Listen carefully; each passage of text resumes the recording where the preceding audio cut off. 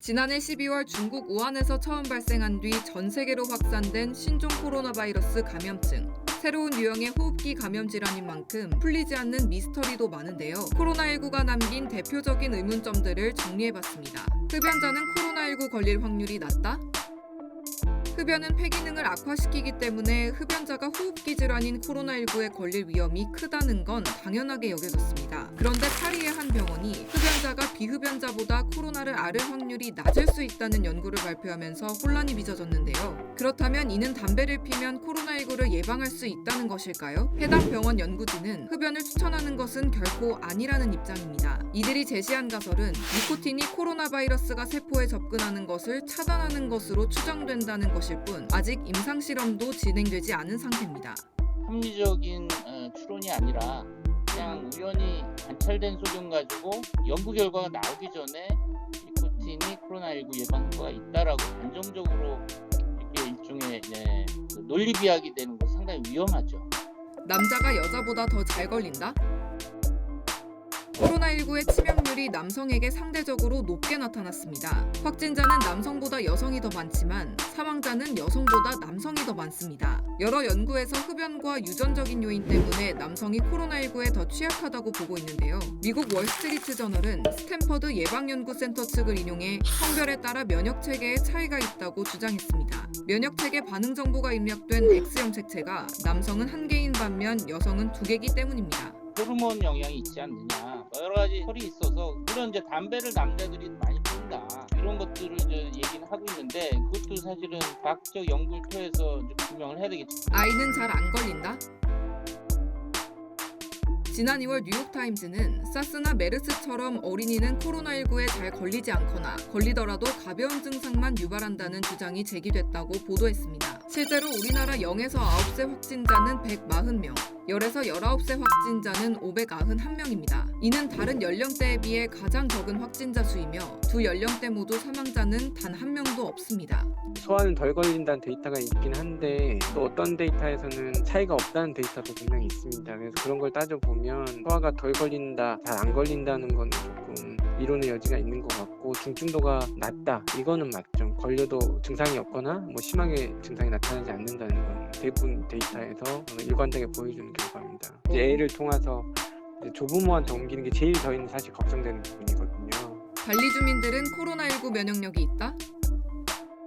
지난 2일 알자지라에 따르면 발리 내 확진자 수는 235명, 사망자 수는 4명입니다. 인도네시아 전체 확진자 1만 명, 사망자 831명에 비하면 현저히 적은 숫자입니다. 감염학자들은 발리를 감염에 취약한 곳으로 꼽아와 이러한 사실에 의문을 제기하고 있는데요. 감염학자 디키 부디메는 그 이유를 발리에서 코로나19 검사가 적극적으로 이뤄지지 않는 데다 전통적으로 집에서 병을 치료하는 문화가 있기 때문이라고 추측했습니다. 이어 코로나19보다 댕기열로 확진을 받는 사례가 더 많을 것이라고도 말했습니다. 한편 한 달에 평균적으로 방문하는 외국인 관광객 수가 50만 명에 달하는 발리가 초기부터 강력한 봉쇄 정책을 펼친 점도 낮은 감염률의 원인으로 추정됩니다. 하지만 한 감염학자는 그 어떤 설명으로도 현재 발리에서 일어나는 현상을 설명하지는 못한다고 말합니다. 발리가 코로나19로부터 비교적 안전한 원인을 찾게 된다면 이 팬데믹도 멈출 수 있지 않을까요?